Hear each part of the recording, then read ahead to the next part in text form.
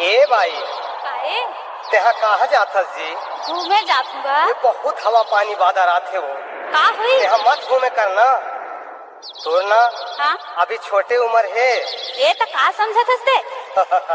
सुनत हस? बता।